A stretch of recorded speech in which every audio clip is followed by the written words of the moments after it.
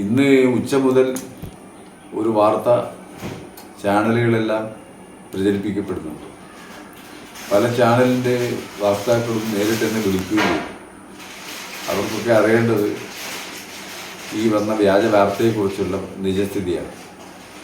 അപ്പോൾ ഞാൻ അവരോടൊക്കെ പറഞ്ഞ മറുപടി, നിങ്ങൾ വാർത്ത കൊടുക്കുക, കള്ള വാർത്ത കൊടുക്കുക. ആ കള്ള വാർത്ത കൊടുത്തിട്ട് ആ കള്ള വാർത്തയിൽ എന്നെ പ്രതികരിപ്പിക്കാൻ നോക്കുക. എന്നിട്ട് അതിനെന്തെങ്കിലും കിട്ടുമെങ്കിൽ അത് വീണ്ടും വാർത്തയാക്കുക.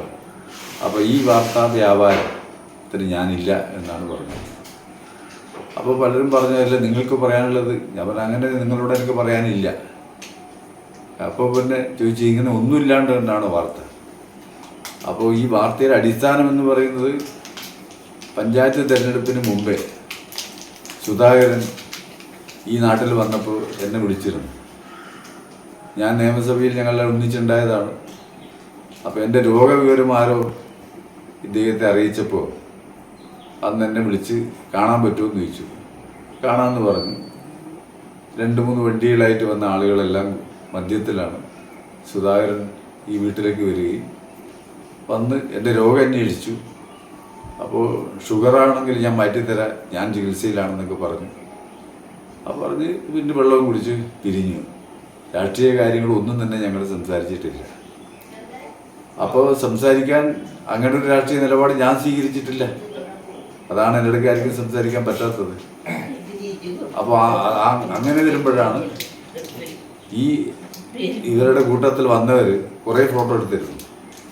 അപ്പോൾ ആ ഫോട്ടോ ഇന്ന് വീണ്ടും എല്ലാ ചാനലുകൾക്കും കിട്ടി. അപ്പോൾ ഏതാണ് ഇതിൻ്റെ ബുദ്ധികേന്ദ്രം എന്നത് അന്വേഷിക്കേണ്ടത് തന്നെയാണ്. അപ്പോൾ ഞാൻ അന്വേഷിക്കാൻ പോകുന്നില്ല, കാരണം എൻ്റെ തുറന്ന പുസ്തകമാണ്. അങ്ങനെ ഒരു രാഷ്ട്രീയ മാറ്റത്തിൻ്റെയോ പാർട്ടി മാറ്റത്തിൻ്റെയോ ഒരു കാര്യമില്ല.